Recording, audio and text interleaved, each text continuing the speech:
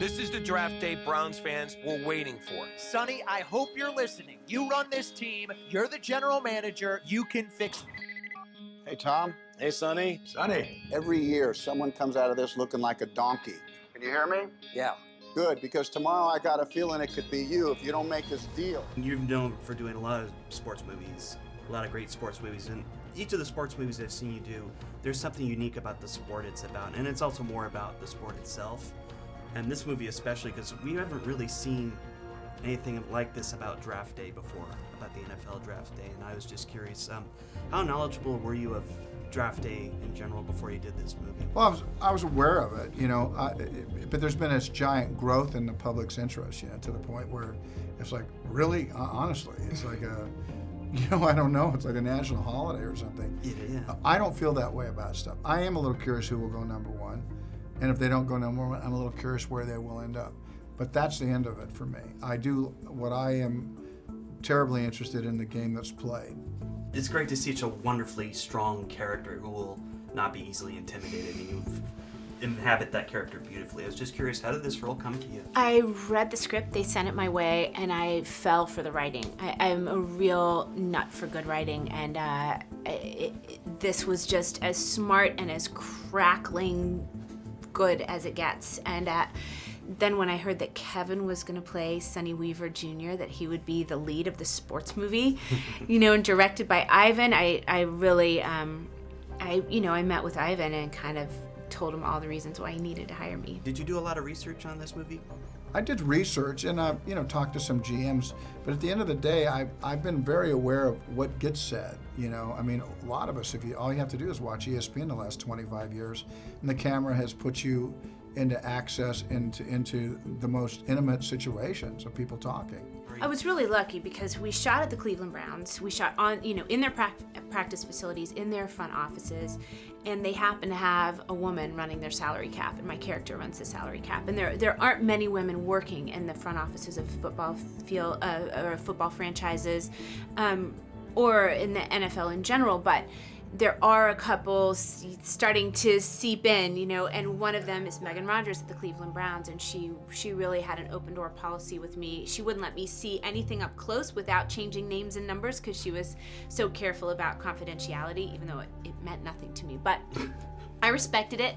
So, but other than confidentiality, she was really just like, come on in, I'll explain it all again. And I had to hear it over and over again before I really started to understand all the complexities that go into managing the salary cap for a franchise. I mean, you have an obligation for sure because it's something that really exists and that people know with some degree of, knowledge more than others. And so you kind of have an obligation to bring that kind of authenticity to it and to do your homework and to work out the mechanics. And for me, like, a lot of it was a physical transformation and learning how to throw a football that's not looking like I'm throwing a baseball. And so those types of things, and it's great because you have so much to draw on. This is not like a fantasy world. It's like you can go and talk to a quarterback, you can watch footage of the draft or whatever you do. And the thing I love about Ivan Reitman's movies, whether it's this or Dave or Ghostbusters, is there's always a foot planted firmly in the real world in terms of getting like real athletes or real politicians involved. And how did that work for you in this movie? Did it really add to I think Ivan was right to do it, and we would not have done the movie. I don't believe I'd have done it if the NFL hadn't been on board. I didn't want to work with fictitious names or jerseys that I didn't recognize, and I think all of that, the parts all added up to the sum. Your character sort of worked her way up through this position, Mm-hmm. and I was just curious, how did that really inform your character? Just her love of the game and her confidence that she is where she belongs, and her kind of strength of character that go ahead and try to knock me off my perch, but I actually am here for a reason, and I'm gonna stay here. In a sports movie, because I imagine you still get asked to do a lot of sports movies, but is there something specific about, some of the best sports movies are not just about the sport, they're about the people. Yeah, I think the best ones aren't just about it. That they serve as a backdrop, and they have to get those things right, though. There has to be a level of authenticity that exists, and when you decide to dip into a game, into a critical moment, you better have people looking, sounding, and playing physically the right way. And we did that here, but our movie succeeds with the architecture of the film that starts with a guy who's having a bad day, and it gets worse, and it gets worse. And it's coming from all sides, including girlfriend, including mother, including a town that just, wants to, it's the American way, right? Pile on. The dude is being piled on. Yeah. And at some point, something happens, and he starts to get his footing. Where he's been making mistakes, now he's putting people in a position where they make mistakes. And it runs itself right to an edge where you really didn't know how it was going to end. And that's what I loved.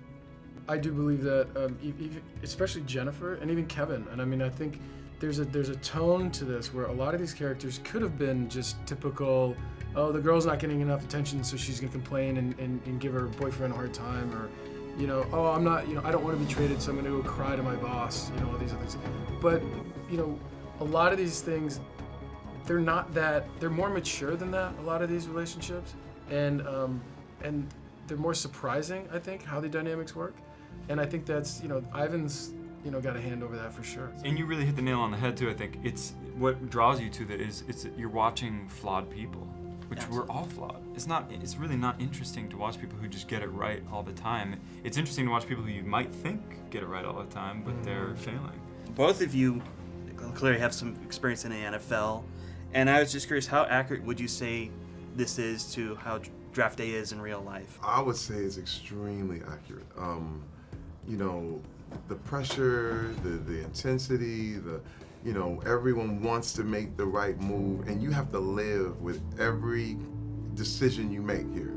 The consequences are huge, but the problem is that it's a little bit like Vegas, because you really can't make these kind of predictions. And so you're talking about a conundrum that never really gets solved until the season starts.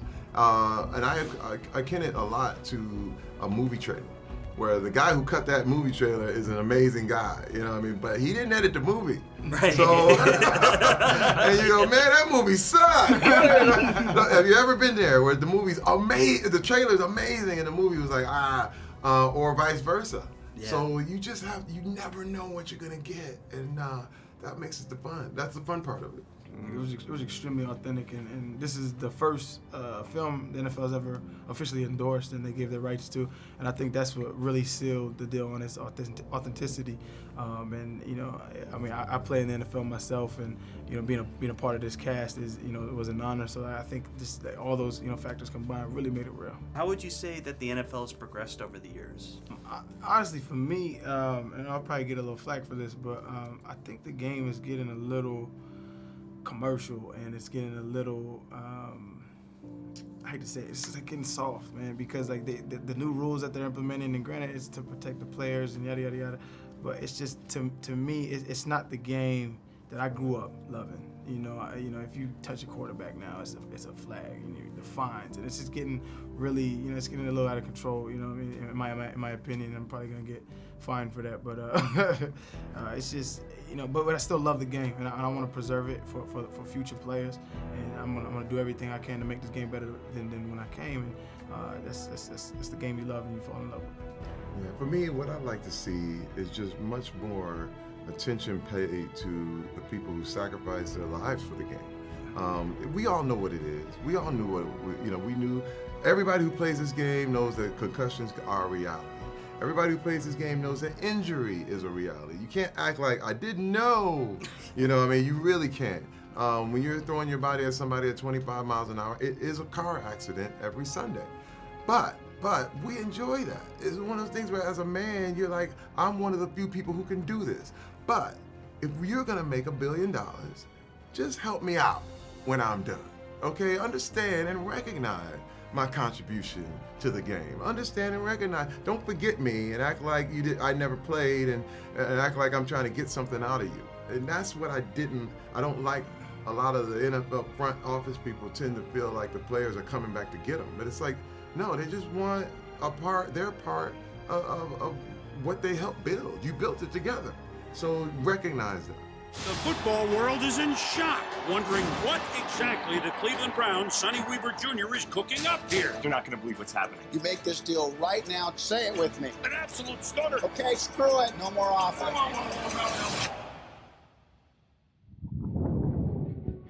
You're out of your mind. Yeah, I am. Haven't I proved that already?